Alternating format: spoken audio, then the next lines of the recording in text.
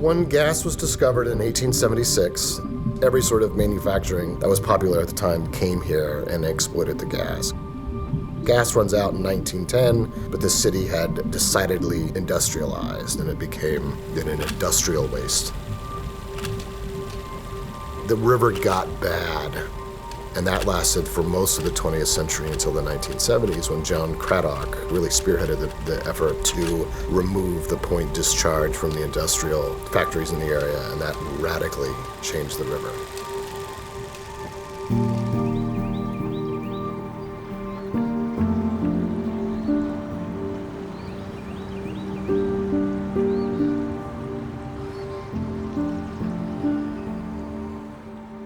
My name is John Craddock, and I'm Director Emeritus of the Bureau of Water Quality of the Muncie Sanitary District.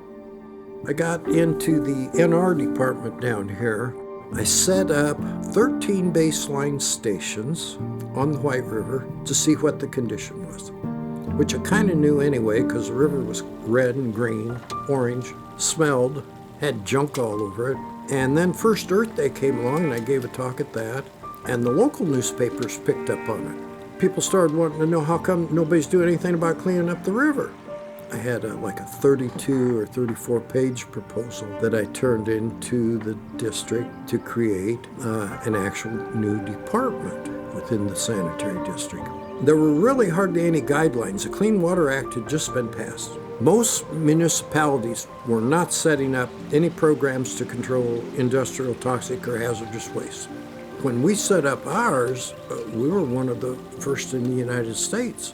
When EPA and some of these people, after we'd been doing this 10 years, started finding out we had all this work, all of a sudden I find myself on airplanes going out to Washington, D.C. to meet at EPA headquarters with people to look at our data, and found out that we may have more biological and chemical data off of our stream here maybe than any other stream in the United States. We've gone from such an extreme state of pollution and degradation, and we have seen that recover very dramatically.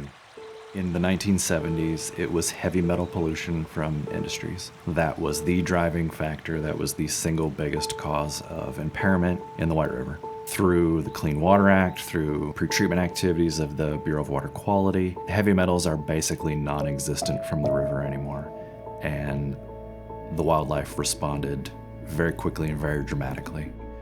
Aquatic life in particular is very resilient. We've been able to see that if you give it the opportunity to recover and improve, it will do so very quickly. So we've seen the quality of the wildlife return. We see lots of intolerant species. We see lots of sensitive species return. So it's been a gradual increase in the health and quality of fish and insects. My brother and I, as kids, played along the creek. You know, parents and grandparents never worried about where the kids were or what they were doing. We had access to a lot of area.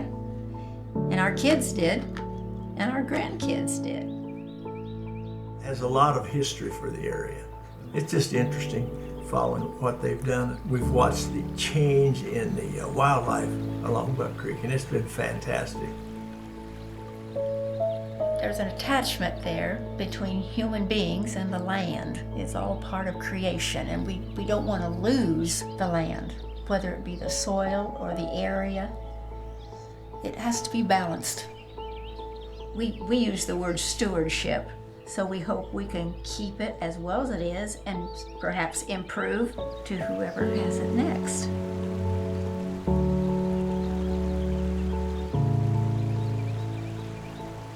We talk about conservation. I think that is a lot of it. If you're generational and you're going to stay here, you take care of it. You're interested in what happened to White River, Buck Creek. The families are going to stay there, try to conserve what's there. And I think this is really an important part of it.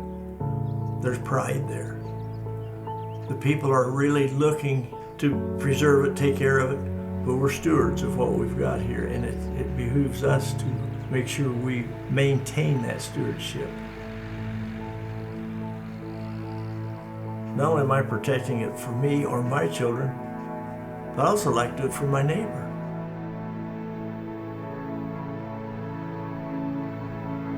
My name is Chris Fluke. I am an associate lecturer of media at Ball State University, and a board member and the newsletter editor for the Delaware County Historical Society.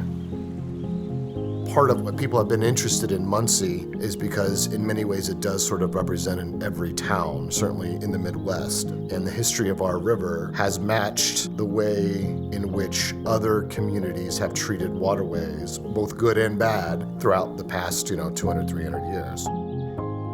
We're all at the headwaters, or near the headwaters. We're the first major community, and certainly the first city on the White River that goes down and connects some other major cities of Indiana and ultimately into the Wabash River. We should be paying attention to and respecting our neighbors as much as anything else, particularly when it comes to the environment. It's not just my river, it's our river, and our collective choices impact how that river is used and the quality of that river.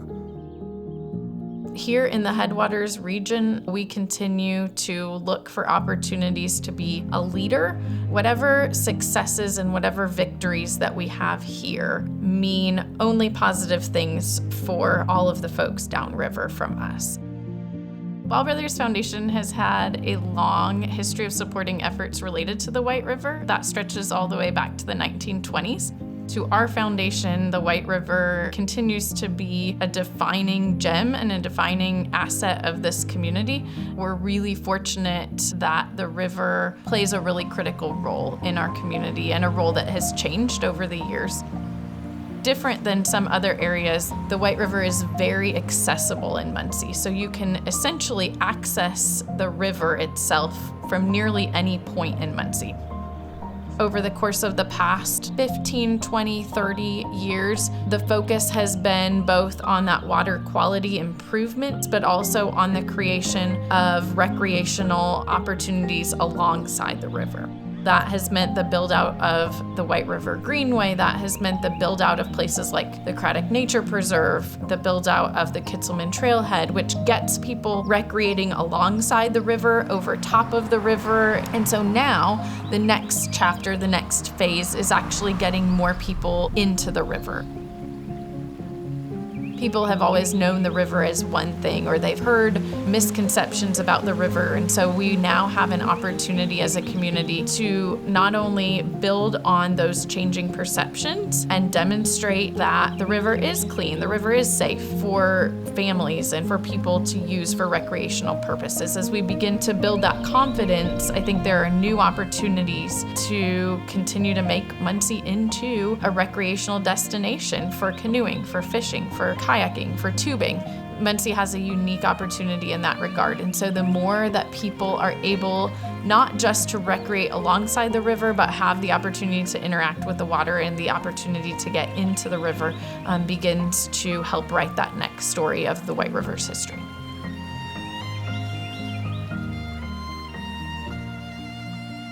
The river is one of those things that literally connects everybody. We all live on the watershed. Ultimately, it's why people are here. And ultimately, it's why people were here thousands of years ago, and it will be why people are here many thousands of years in the future.